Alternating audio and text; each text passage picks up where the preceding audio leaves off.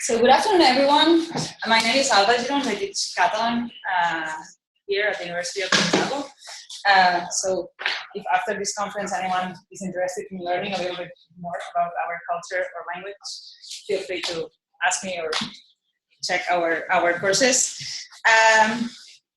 Today we are thrilled, and we are really thrilled to have Josep M Muñoz with us. It's not every day that we have people from Catalonia coming to the Midwest and to Chicago to share their knowledge with us. So seriously, it's a pleasure, it's an honor, and we are very, very happy. Josep M Muñoz is a historian. He received his PhD in contemporary history with a dissertation on the work of Catalan historian Jaume Vicens Vives. A dissertation that was awarded, I have to say that, the first Gaziel Prize, and was published later as a book, so you can check it out. Other than that, Josep Maria has curated 2 exhibitions about Jaume Vicens Vives in 2010. And I was doing some research to prepare this little presentation today, and I was surprised by his, let's call it, polyedric career. Like, I like people who are in different fields and do several things, and I was very interested in that. He has worked in the public administration in the late 80s and beginning of the 90s in Barcelona, under Pasqual Maragall, who was the mayor of his cabinet. And if you know Barcelona right now, in part it's because in 1992 we had the Olympic Games, and that was a very special moment for the city. 1975, Franco died, and after that, Barcelona became a, let's call it, more modern city, and thanks to the Olympic Games, the city changed, new buildings, the urbanism, everything changed. And people who were working, isn't that true? So people who were working at the administration at that moment, I think that's, and in fact, I think you were responsible of the internationalization of the city, or the vision of the city? More or less. So more or less. If you've been to Barcelona, you've seen the Museum of Contemporary Art of Barcelona. That's the Magma. It's a big building, white building in the middle of Revolt. And Josep Maria has worked there also as a director of cultural services, if internet is not wrong, yes. And currently he's the director of L'Avance, a monthly magazine. L'Avance was created in 1977, 2 years after Franco's death, and has been, I would say, one of the pillars to normalize Catalan culture and history after Franco's years. After that, we needed to normalize our culture, our language, etc. And L'Avance, this magazine, has been one of an important part of it. He has published several books, work as a translator, etc., etc., etc. And currently, this semester, he's a visiting professor at NYU in the King Carlos I chair. Juan Carlos, sorry. So, thank you very much. And welcome to Chicago. Thank you very much, Alba, for this nice presentation, and especially for your welcome to this marvelous city.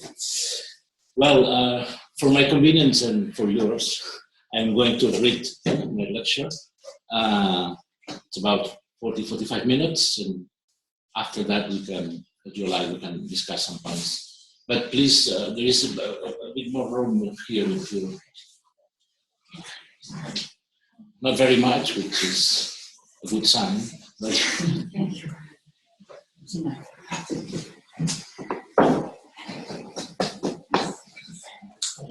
well, hola,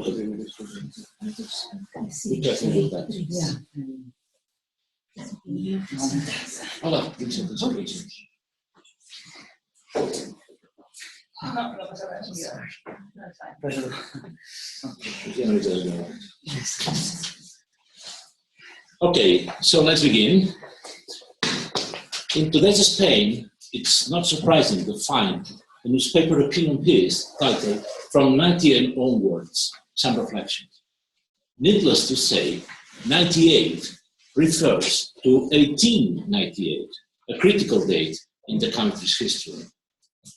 That was the year it lost its last colonies, Cuba and the Philippines, after also losing a brief war with the United States. The author of the article I'm referring to is the Catalan writer Carme Riera, a recently appointed member of the Royal Spanish Academy. She begins by expressing her pessimism about the present situation in Spain, which she compares with the crisis of '98. It was a crisis, she says, which bore demoralizing consequences for those inhabitants of a country that poet Manuel Machado considered poor and almost savage, and another poet, Jaime Gil de Biedma, regarded as old and inefficient. There are many more examples in a similar tone. Once again, you seem to hear the famous review by Gil de Biedma, writing in a gloomy mood at the end of 1961 or the beginning of 62. De todas las historias de la historia, sin duda la más triste es la de España, porque termina mal. Of all the histories of history, the saddest is certainly Spain's, because it ends badly.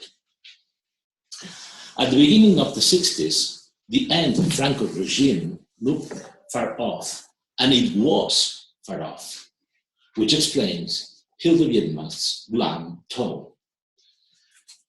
But having misgivings about the country's future belonged to a very old tradition indeed. When asked to summarize the history of Spain in a few words, Ramón Carande, one of the country's greatest historians, simply said, demasiados retrocesos, too many steps backwards. This pessimism about the historical pace of a Spain that was not able to set out on the path of modernity was so compelling that it had turned into a sort of literary genre. But please note, I am using the past tense. After the miracle, others would prefer to call it the myth of the transition to democracy, following General Franco's death in 1975.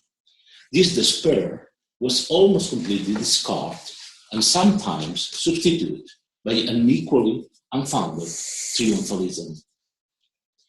Either way, it's undeniable that Spain has changed a lot, and for the better, in the last 40 years. It's now the fifth strongest economy of the European Union. It's a democratic country that has resolved its historical backwards. And in many ways, it's a country that has recovered its pride. There was even a time when the national soccer team was winning all the championships. Before the final impact of the 2008 financial crisis, Prime Minister Aznar had proclaimed to the world, Spain is doing well. So, why are the echoes of 1898 still resounding? Why is Carme Riera referring again to Manuel Machado's and to Gil de Biedma's old lamentations? The impact of the social and economic breakdown that has afflicted the whole country since the crisis is largely to blame. When the crisis savagely erupted, putting an end to any previous euphoria, the old ghosts returned. In 2007, before the onset of the crisis, a British correspondent for The Guardian, Giles Tremblett, published a book called Ghosts of Spain. His ghosts are those of the Spanish Civil War. The many wounds that never healed, and the murdered bodies that are still buried unidentified in so many of Spain's roadside ditches. In a present interview, Tremblett recognized that Spain is a country that has changed a lot for the better, but he also stressed that there is a clash about the meaning of the history of Spain, a fundamental disagreement, which is very Spanish, he says, about the past and even about the very nature of the country, or in other words, whether it is a nation or a group of nations. This afternoon, I would like to focus my lecture on Catalonia and specifically on the existence for the first time in its modern history of a large, popular, democratic, inclusive movement for its independence, which since 2010 has gained previously unseen and unforeseen strength. Even if it's not always recognized in the public debate, this is a crucial element in the current Spanish crisis. But far from being a byproduct of it, destined to disappear when the crisis is over, the case of the Catalans has a more than a century-old history. From all the pressing problems Spain had in 1898, the so-called Catalan problem has probably proved the most difficult to solve. In fact, along with the Basque problem, this term began to appear in the Spanish press in the 1880s. Barely used today, it has been replaced by another disturbing expression, the Catalan challenge, el desafío catalán. We should keep this term in mind because words, as you know, matter.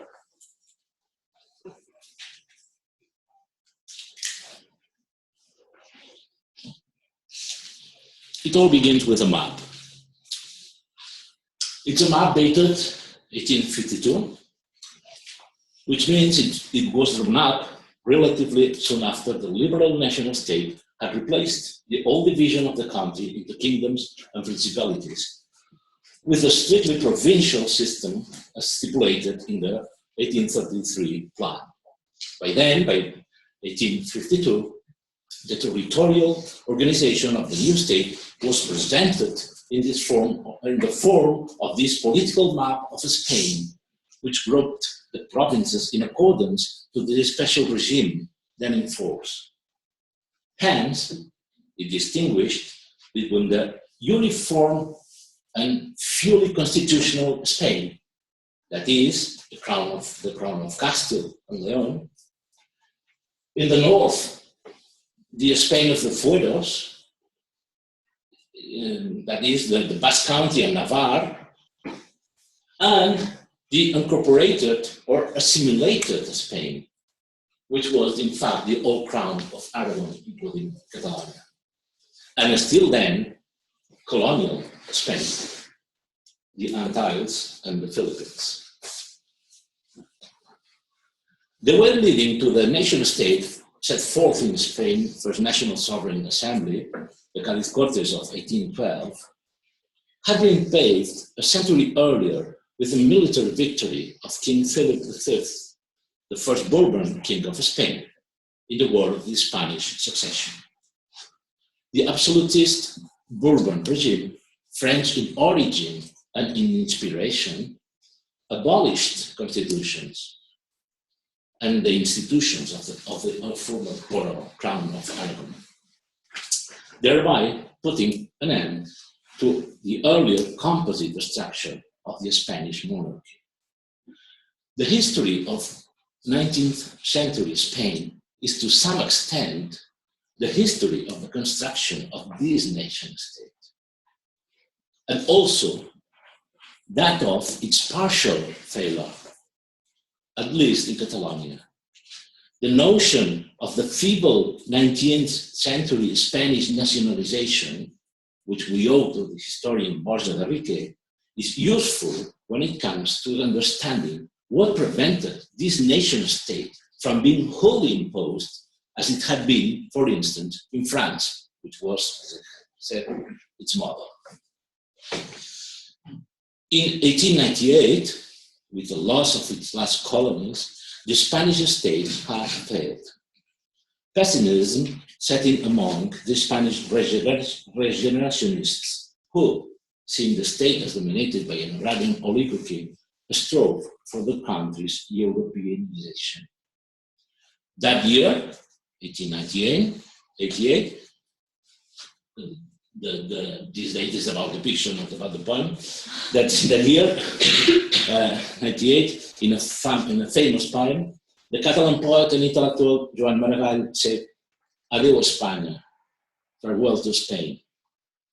This was not, as certain contemporary reading might seem to suggest, a call from Catalonia for independence, but rather a farewell to a certain conception of the state, that of imperial Spain, of the Castilian mold. In this Ode a España, Maragall addresses the motherland as a son, but a son who speaks in a tongue that is not of Castile. A great change had come about. Catalonia, which according to the historian Ferran Soldevila had struggled for decades to be a province, was now reborn culturally and politically. Since then, the Catalan question has always been present in the history of Spain. At least one part of this incorporated Spain we were seeing of the 1852 map resisted being assimilated into a unitary monolingual state, which was, moreover, unable to attend to its interests as a distinct, advanced, industrial society. Catalonia was not Provence, and Barcelona was not Marseille. Then again, of course, Madrid was not Paris.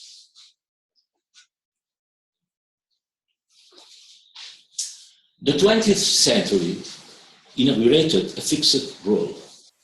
Any advance in the democratization of this Spanish state, which was so adverse to modernization, was inseparable from the need to find a solution to the Catalan question.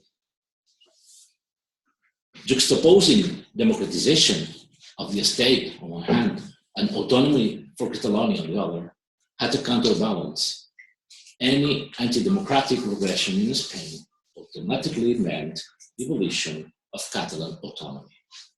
Hence, the Mancomunitat de Catalunya, the first regime of administrative decentralization achieved by the Catalans in 1914, 2 centuries after the abolition of their freedoms and institutions in 1714, was abolished barely 10 years later by the first military dictatorship, that of General Primo de Rivera. Proclaimed in 1931, the Second Spanish Republic was preceded by the Pact of San Sebastián, in which the Republican forces agreed to concede autonomy to Catalonia. However, the 1931 Constitution didn't establish a federal or confederal state, which Catalonia had hoped for, but rather a so-called comprehensive state consistent with the autonomy of municipalities and regions. Vigorous opposition to this Statute of Catalonia in 1932 in the parliament was a clear sign of misgivings about the Catalan question, even among progressive groups.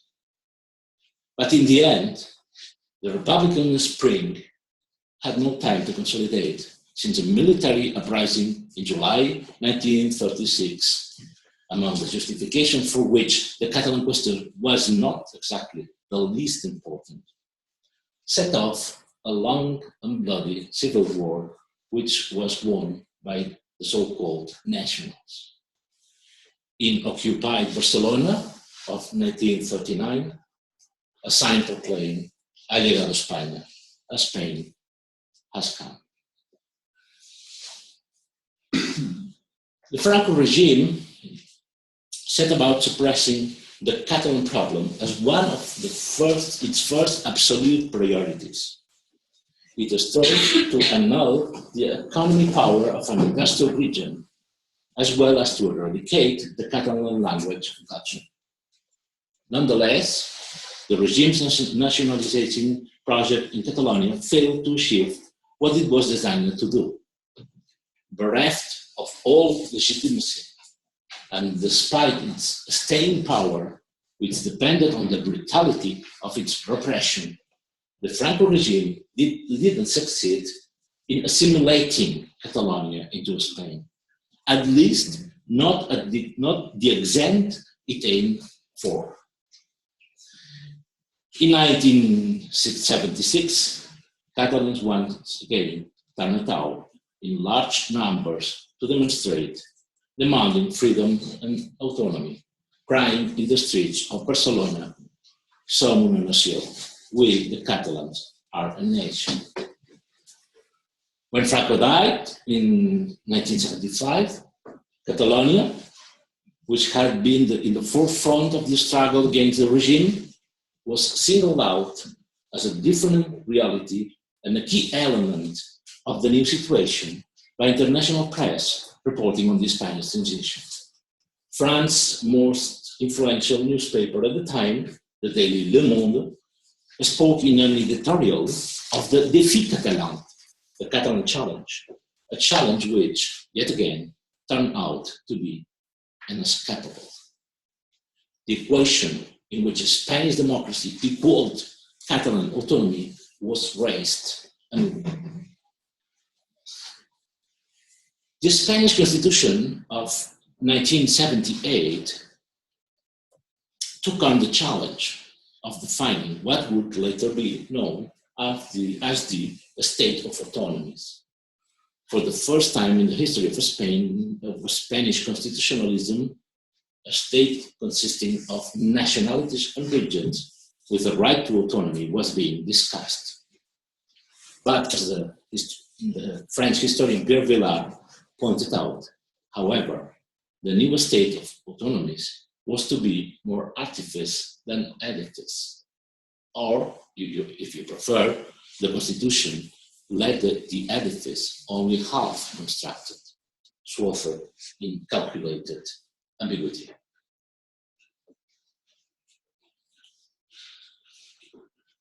The question of the state was absolutely central to the drafting of the Spanish Constitution of 1978, and it took up a considerable part of the parliamentary debates.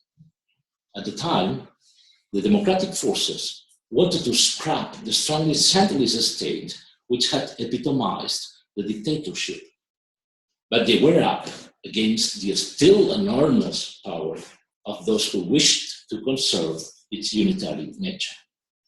Not long ago, in a documentary broadcasted by the French public television in February this year, the former king of Spain, Juan Carlos I, recalled, I quote, "A few days before he died, Franco took my hand and asked, 'Your Highness, the only thing I ask is that you preserve the unity of Spain.' And the king says, he didn't say, 'Do this or do that.' No, it was the unity of Spain, the rest. And if you think about it, that means many things." End of the quote. It did. Thanks to the transition, democratization of the institutions of the state was a fact. But so too is the state's continuity. There was no refounding of the Spanish state, and not even in the symbolic sense, any catharsis of breaking with the Franco regime past. The Spanish transition was fruit of a certain correlation of forces. It's too easy now to look back with hindsight, criticize its shortcomings, and point the finger at its most prominent figures. It went as far as it could. The upshot of this unequal correlation of forces was that the conditions set by the old regime supporters were very forcefully imposed, obliging the democratic forces to tone down their programs of breaking with the past. Supervised by the euphemistically named de facto powers, the drafting of the 1978 Constitution was especially scrutinized by the army when it came to dealing with the question of the state and the establishment of a system of regional autonomy.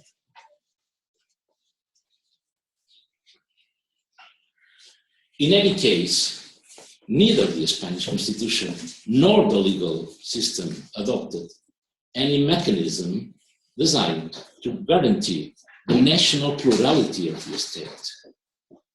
Article 3 establishes the co-official nature of the other Spanish languages without mentioning what they are in their respective autonomous communities, but specifies that the state has one official language, Castilian. A Senate is established as the House of Territorial Representation. By contrast with Germany or other federal countries, it's not given any decision-making powers at the federal level.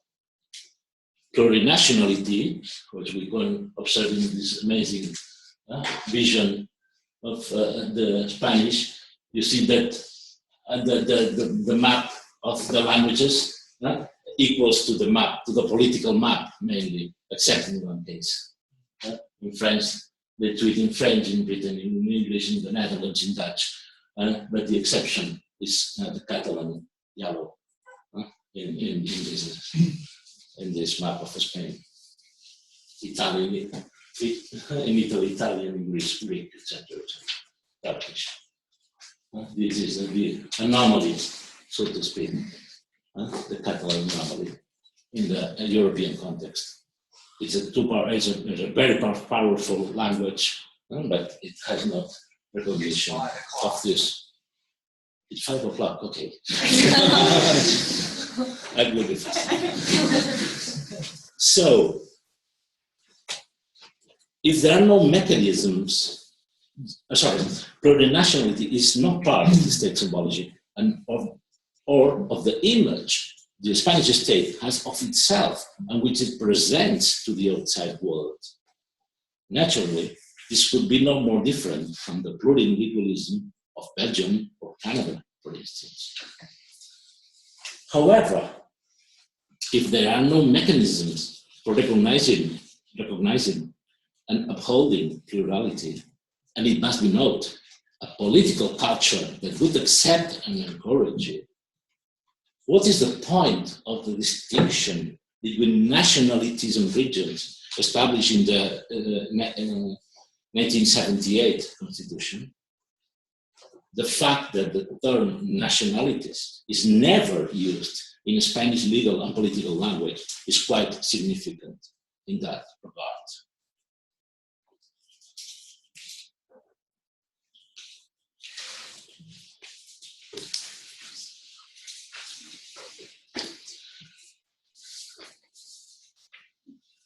It's again this background that the process of reforming the statute embarked upon by the Parliament of Catalonia in 2004 must be seen.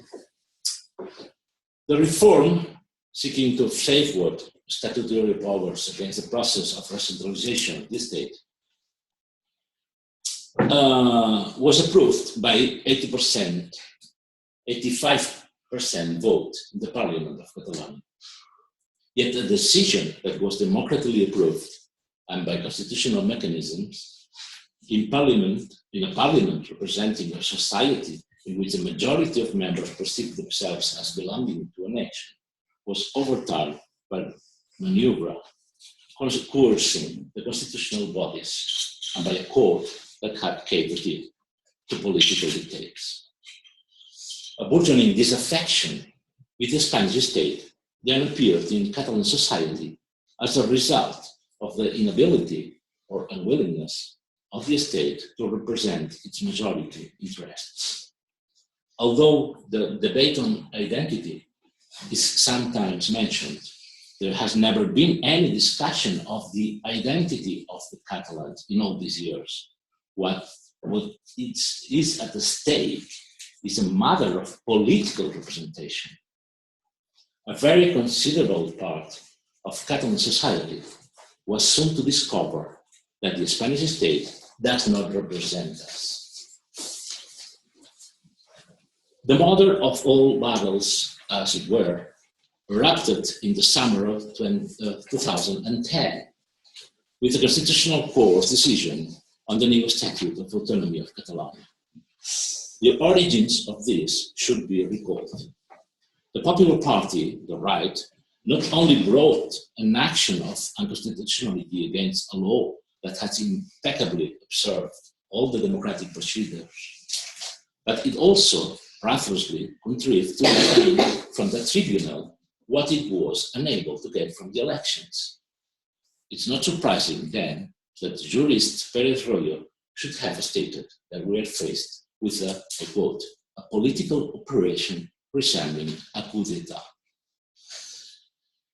The close identification of the Spanish right with a nationalism that excludes diversity and plurality has a long history. Yet, with the left, the situation was not so different.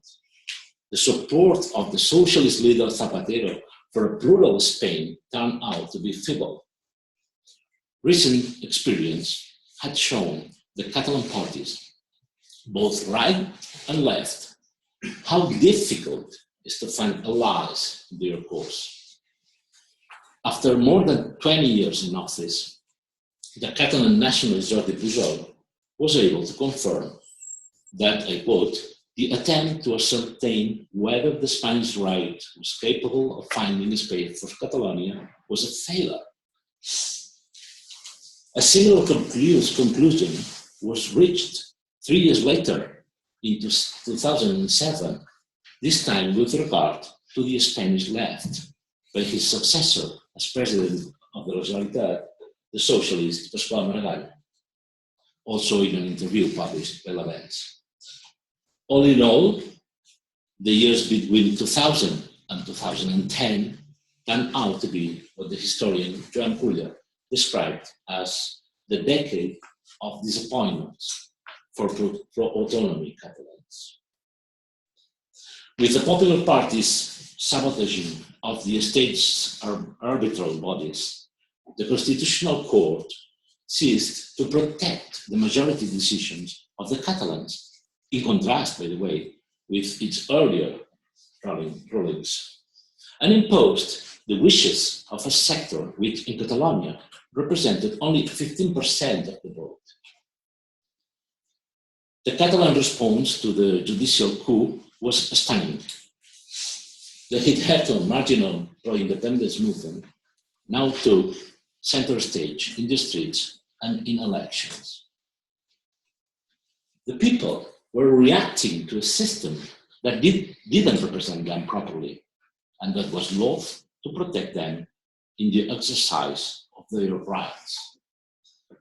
At this point, it's worth remembering that the editorial jointly published by the Catalan newspapers on November 26 in 2009, upholding the statute while awaiting the decision of the Constitutional Court, was titled "The Dignity of Catalonia." Not only self-government, but Catalonia's very dignity was at the stake. And when it was finally pronounced, the ruling was particularly humiliating. The limits of the autonomous system with which Spain is endowed were perfectly clearly marked, and in order to overcome them, there was no alternative but demand Catalonia's statehood. It's hot here. So, behind this political history that I was summarizing perhaps too briefly, behind this political history lies another, less visible, but closely allied one, namely what we might call the redesigning of the socio-economic configuration of the Spanish state. An equal power between center and periphery has been a constant in the history of Spain, where, once again for a very long time, the aim has been to make the whole country revolve around its capital, Madrid, which is located more or less in the geographic center of the Iberian Peninsula. For many years, though, Madrid was never more than the city of the court on bureaucracy, while the dynamic economic centers were Barcelona and Bilbao.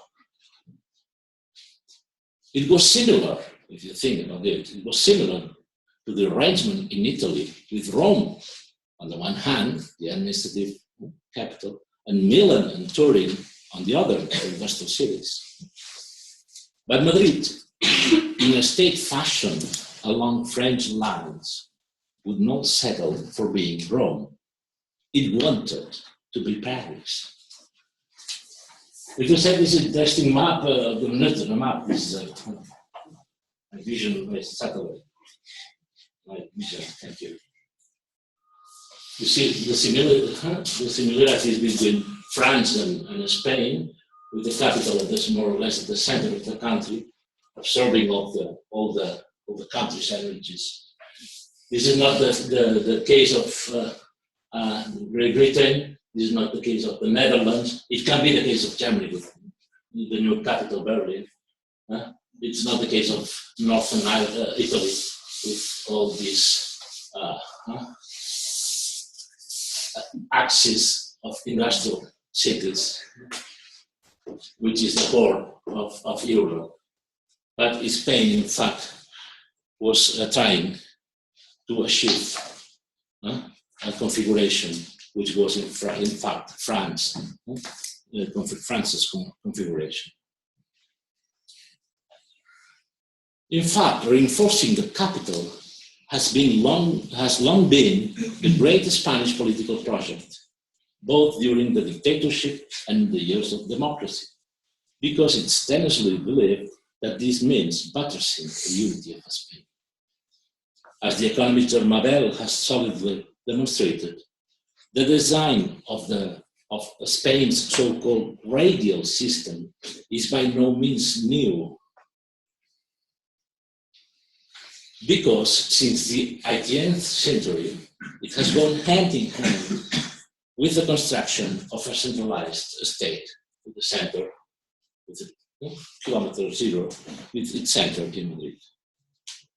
But its radiating network of road infrastructure has grown in recent decades with the twofold action of the public administration, that is, the construction of a high-velocity railway network as its most emblematic project, and also the extensions to the Barajas airport. Both the public administration and the large private corporations have had as a result, but it has come to be the financial capital and the headquarters of the big Spanish companies, with an eye on Latin America, which is deemed to be the Spanish economy's natural sector of expansion. Madrid has increasingly come to be the place where the country's major economic decisions are taken, with the subsequent conviction that there is no room in Spain for two metropolises. I must add that all the more dynamic economic axis is the Mediterranean axis, where commodities are trying to circulate in an old-fashioned system, infrastructure, system of trains. But the construction of this new high-speed network is basically obeys to political reasons more than economic reasons.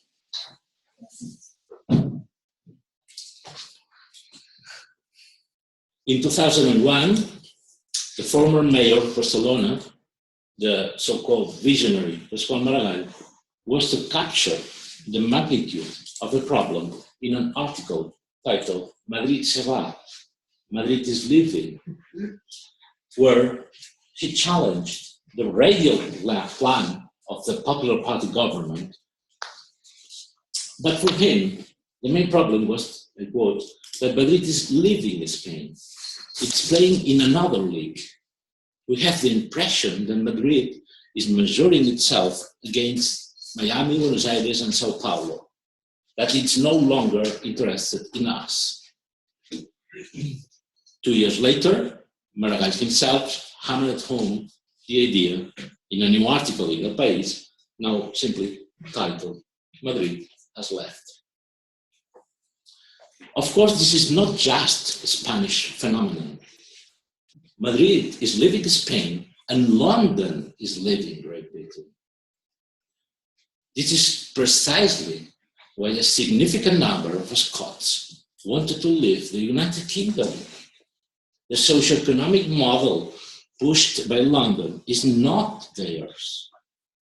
Scotland's voted for yes, wanted a model of a state and a kind of society which are different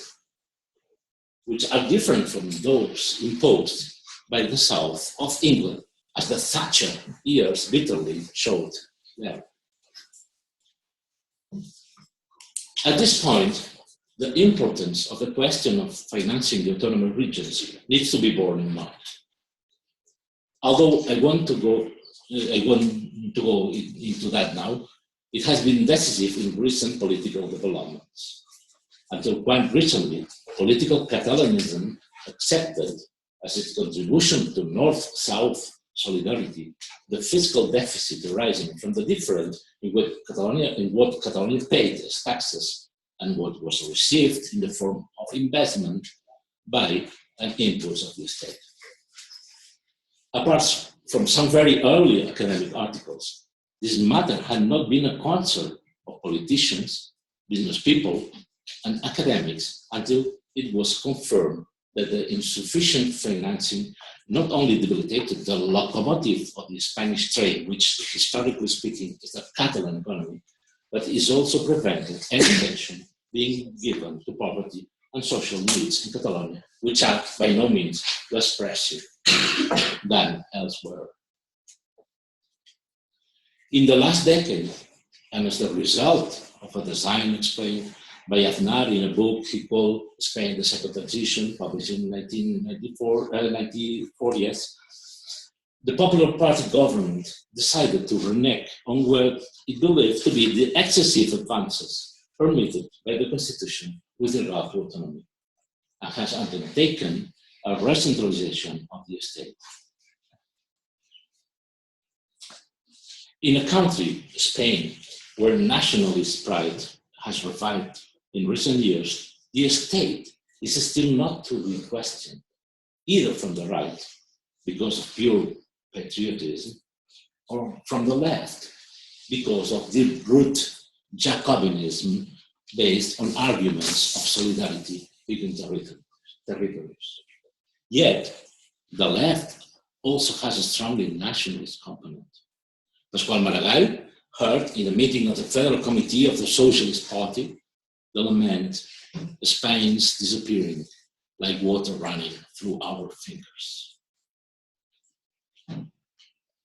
Territorially, editor of the New Life Review affirms that Scotland and Catalonia have given rise to the most interesting movements today because in both of them, I quote, I see a civic and not ethnic nationalism based on the fact that they don't feel represented. Scotland never voted for Thatcher, yet it was hard hit by her policies. Catalonia has never voted for Rajoy, but it's governed by him. End of the quote. In fact, Catalonia, which until now had found a double mechanism of protection, namely voting for the conservative Catalan Nationalist Party in the autonomous elections and for the Socialist Spanish Party in the general elections, was still helpless before the Popular Party's hegemony in Spain. I believe it would not be inaccurate to say that the whole pre-independence process we have seen since 2010 is a democratic revolt against the absence of representativeness in the Spanish political system. The revolt of the Catalans over these last years is not first and foremost a nationalist movement, but a democratic one.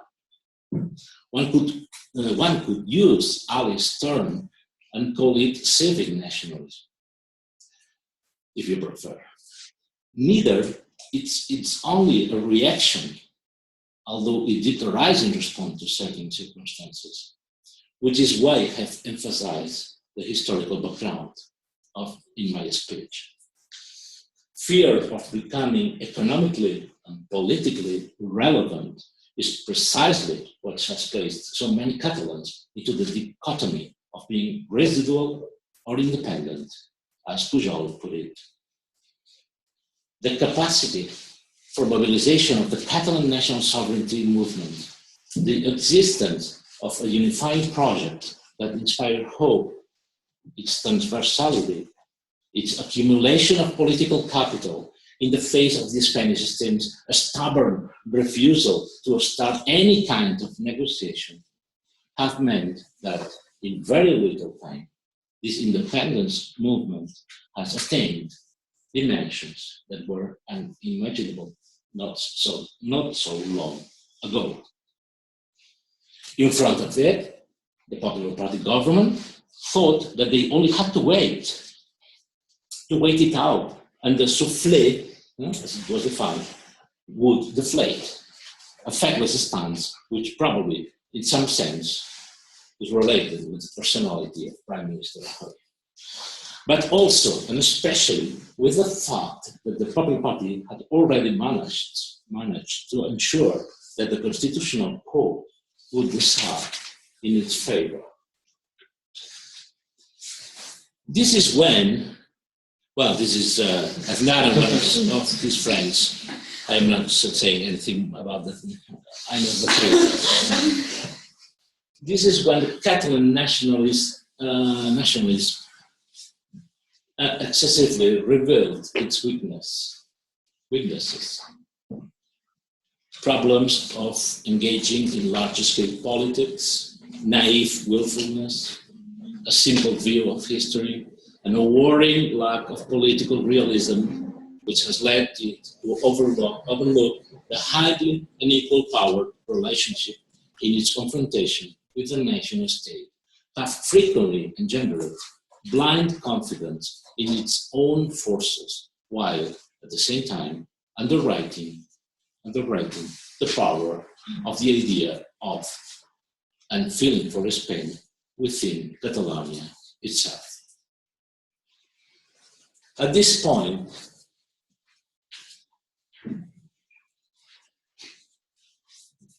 the response, the only response of the Spanish state to Catalan petition for a referendum has been to send people, to send the Catalan leaders to the courts.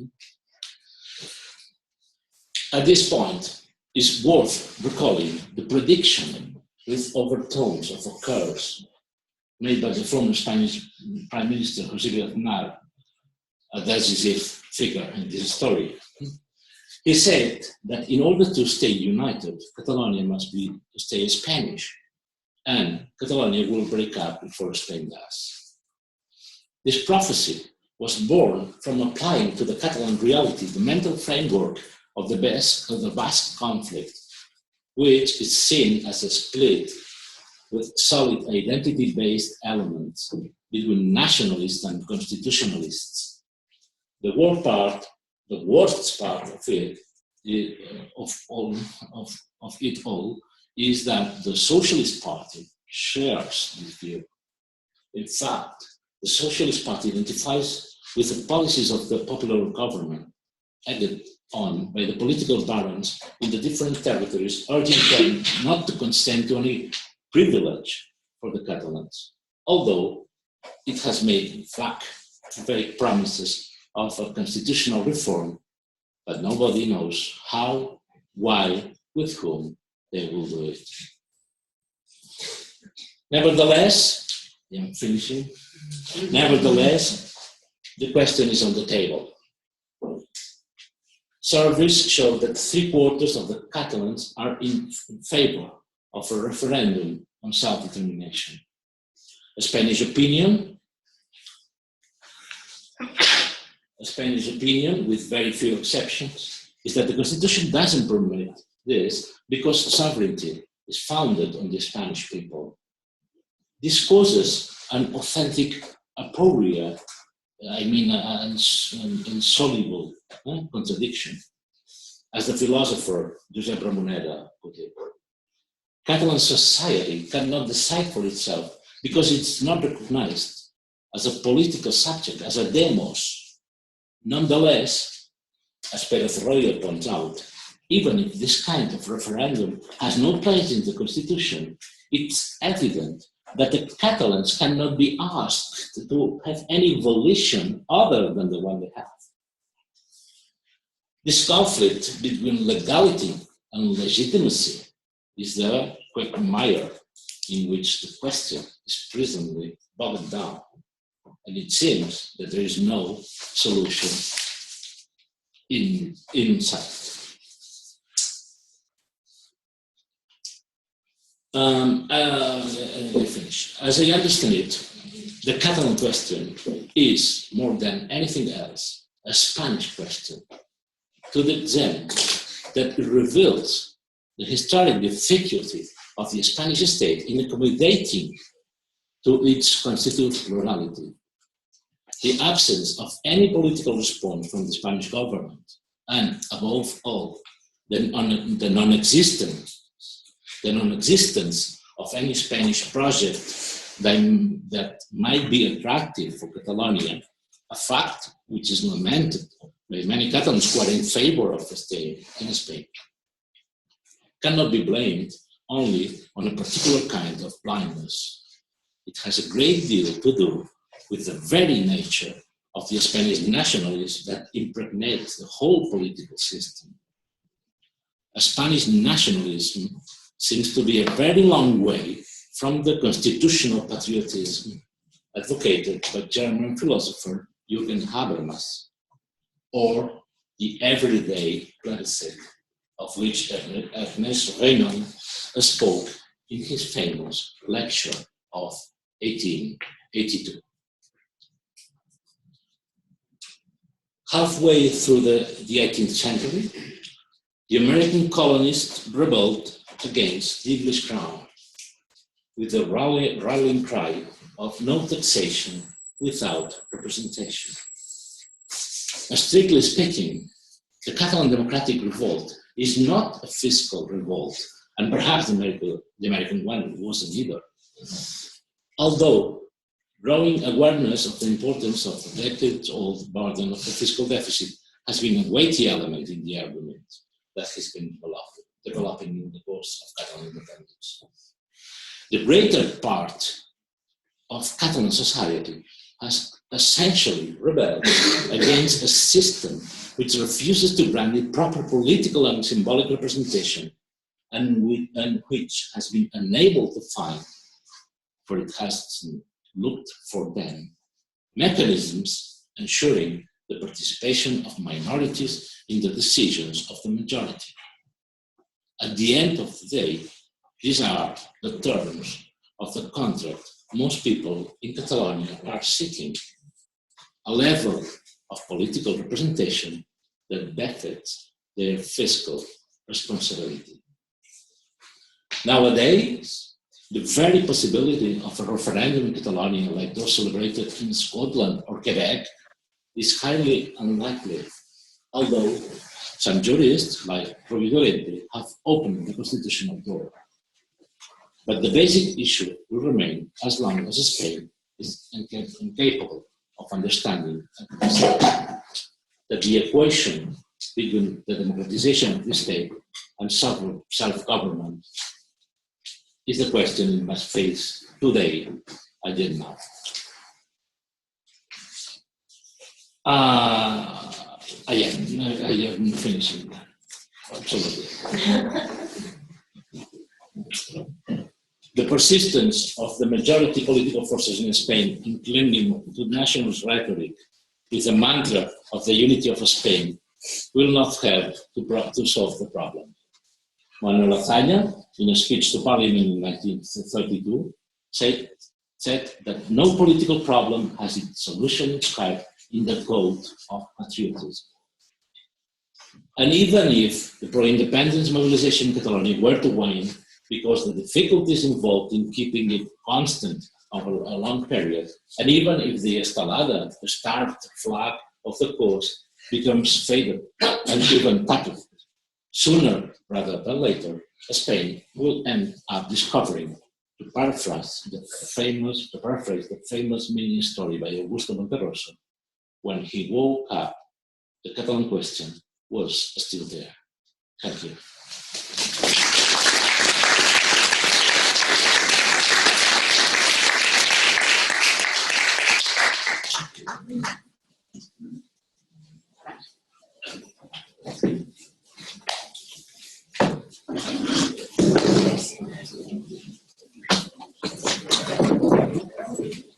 Do you have any questions either about the lecture or about the subject that you want to ask? Yes. So, I understand correctly what you said. Do you think that the rising of the Catalan independence started basically in 2010 with the, let's say, abolition or several attacks on the Catalan estate by the constitutional treaty of Spain? This was inflection point. Yes, absolutely. The independence movement was minority before. What is, according to you, the role that things that had nothing to do with things that have nothing, like, for instance, the economic crisis in Spain. What is the role that this event has played in this rising of independence? Like the fiscal status, the bad fiscal status of Catalonia, till then was not a problem until it joined the crisis, and then part of the Catalan society joined the independence movement just because of that. As well as I was saying, that I don't think that this is only a fiscal revolt, even if this kind of arguments are weighty. I should say that, of course, the crisis has created a political climate in all the country, in which, you should say, for the very first time, it has seemed possible that things are going to change. Or that many people have thought that there is a possibility of changing things as they used to be. And it's not only affecting Catalan nationalists, it's also for other social movements. Then, with many people is thinking that the time, now is the time to change things. So it has probably given to this independence movement a strength that has not only to do with the arguments it's defending, but also with the general climate in which very large sectors of the Spanish population are saying things cannot stand as they are. We need a change. And the change for this movement, which, as I have tried to explain, for more than a century, was convinced that the aim of this movement was to help democratization in Spain and at the same time gain autonomy for Catalonia. This strategy, an all-century strategy, now for a majority seems to be useless at this point. So I think it's the main change. I don't know if I am. Well, I'm wondering at which point the fiscal treatment for Catalonia improved substantially as the Catalan has ceased to win at the fiscal treatment, and then not like that does not go through the independence way that would, discourage a lot of people to join, or like to be part of these independence movements. Like, we are good with this letter as fiscal treatment, and that's it. That's really what we. That's it's probably the thing that it's happened, but who knows? I would also like to talk a little bit about the split between the Catalan people and the Catalan establishment, because we talked about whether, as if the Catalans wanted the democratization of Spain, and I'm sure the Catalan people does. But I don't think we can deny that the Catalan establishment has participated very deeply in the corruption of the Spanish state, starting with Pujol himself, and one of the things that worry me, and I've been living in this country for many years. The only moment when I went to Catalonia, and it was not easy for me, was to vote on 9N, because I thought that's so important that we do that.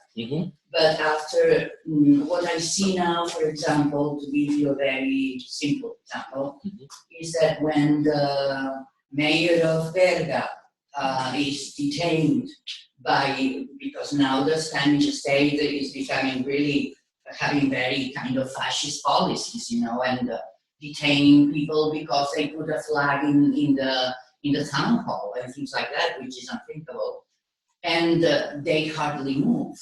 Now they move because, of course, the ex-president of the Generalitat and so on.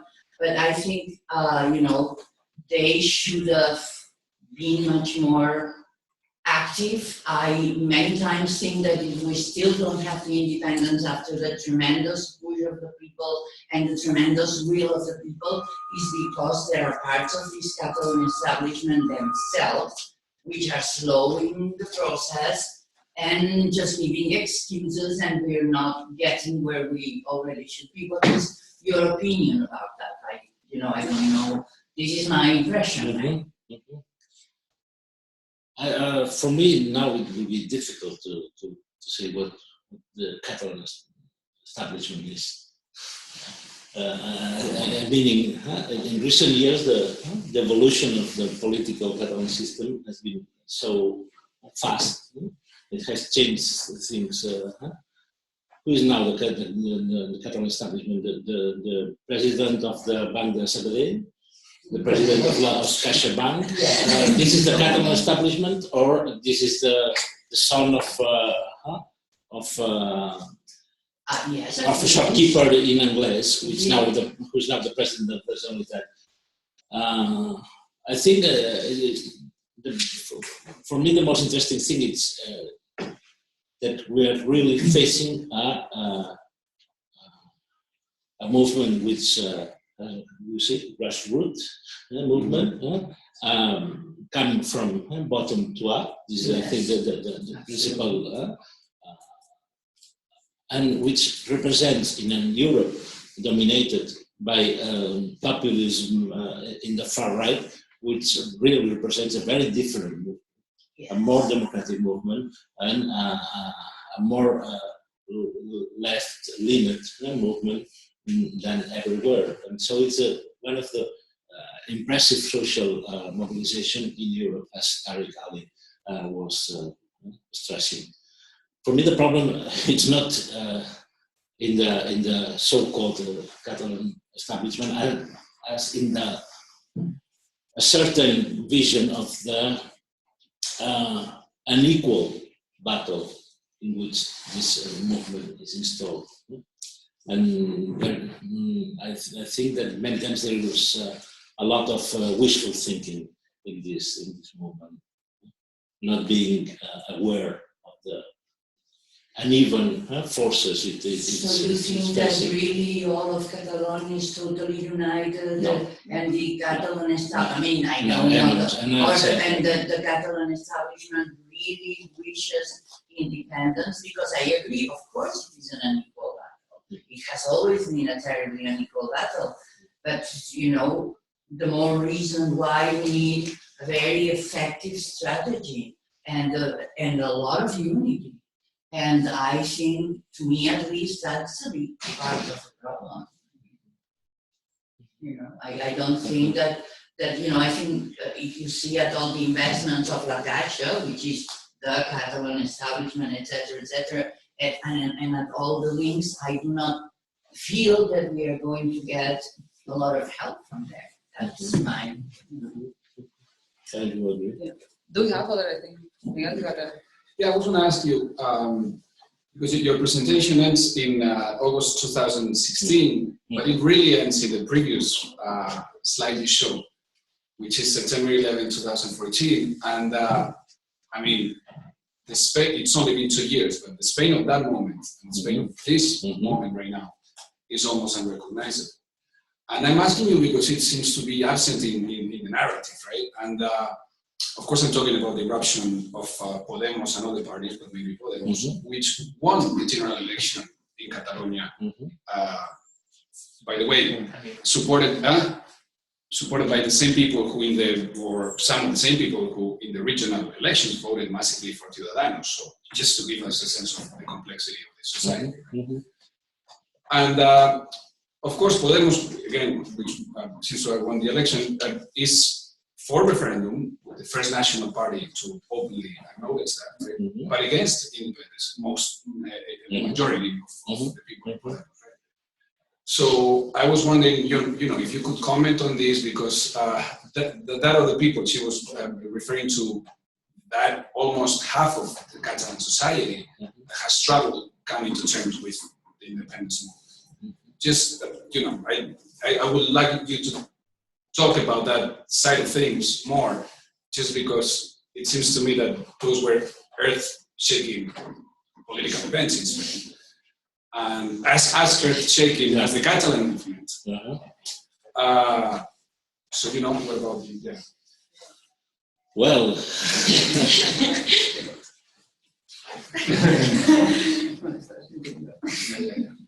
okay, no, the problem with this, with Podemos, for me it was very relevant when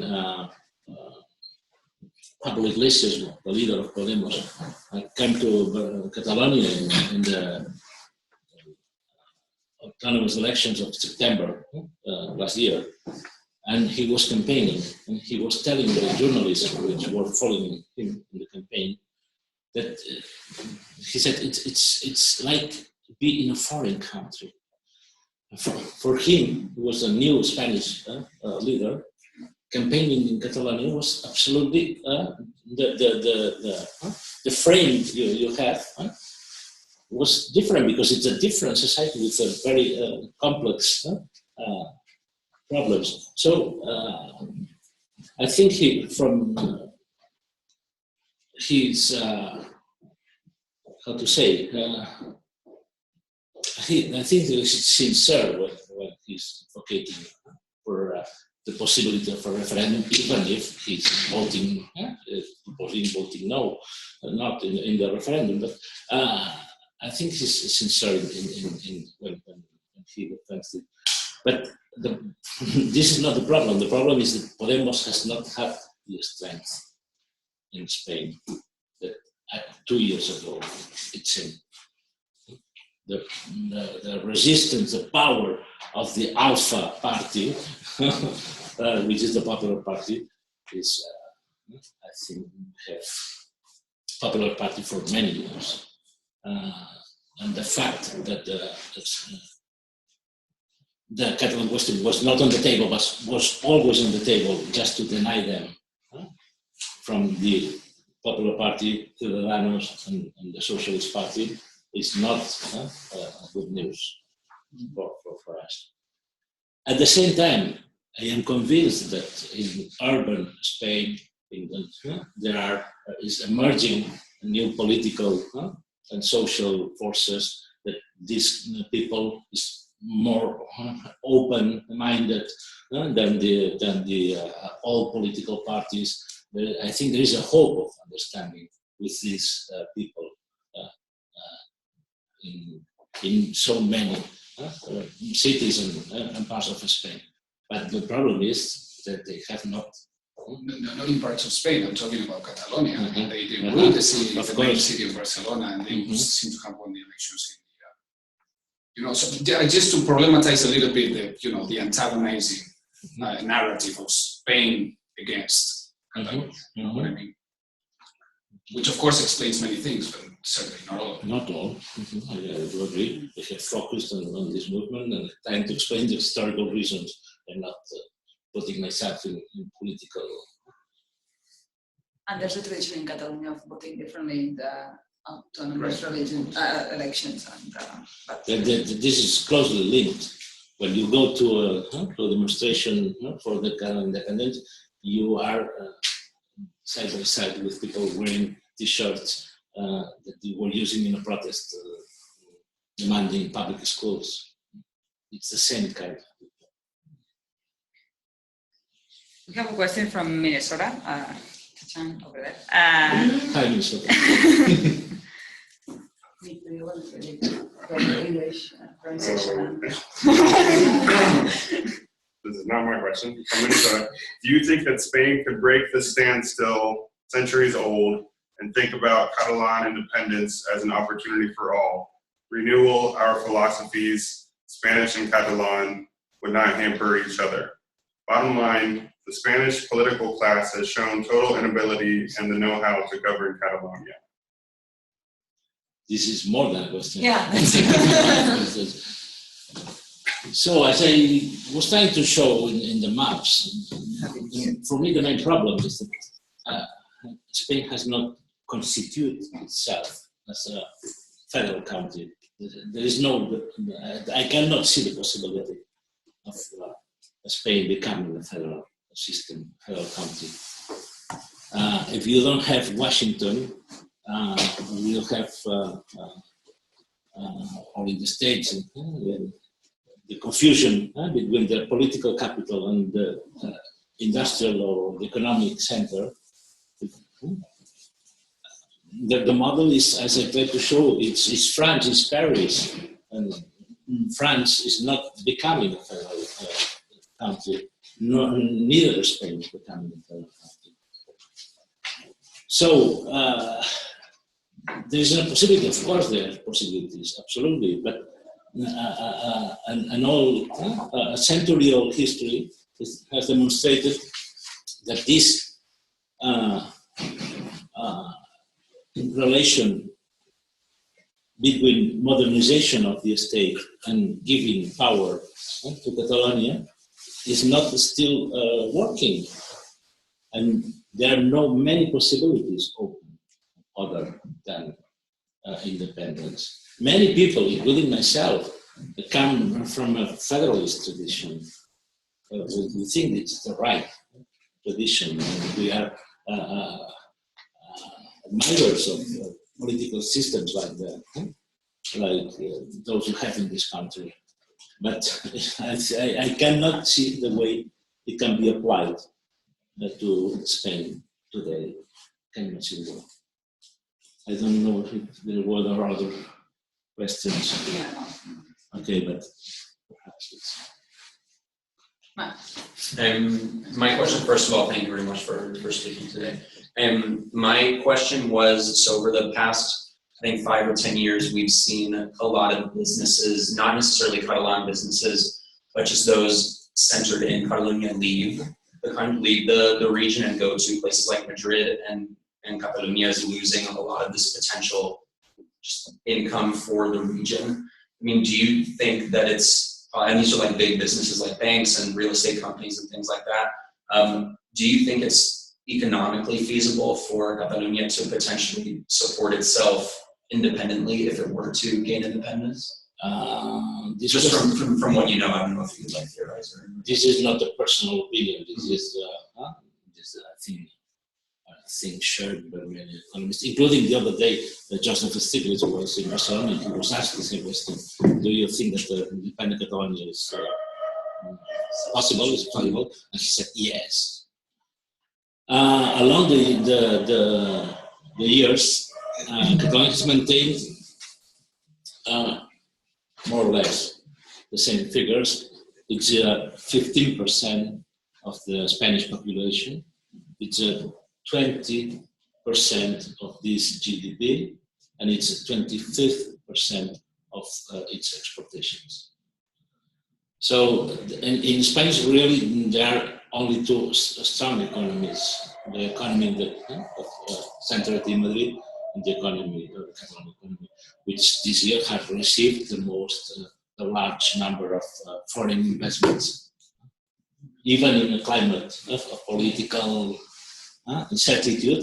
More foreign investment are arriving to Catalonia because the reality of the economy is strong, and it's the fact is that the mostly financial.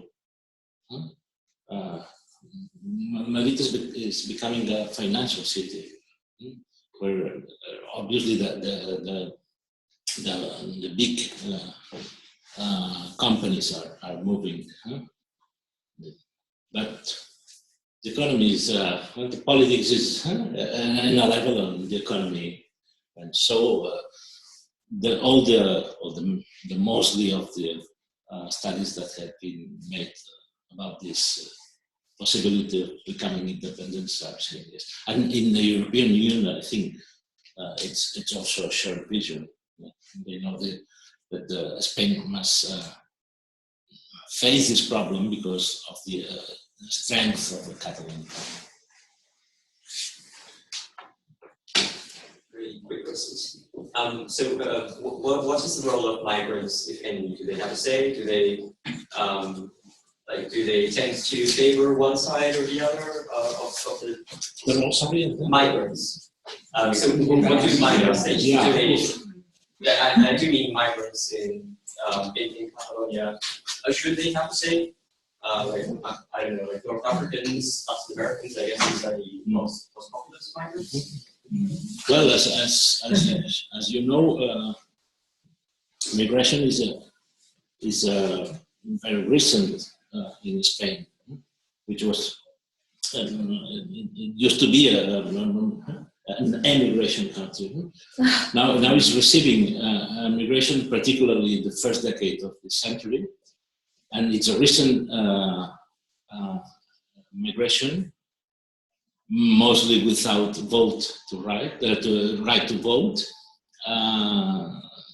So even if all the political parties, all the independent movement have also searched for an integration of these minorities, of this migration population into the movement, it's difficult that they have an active role, active political role, because they cannot vote and they are arrived recently in a country.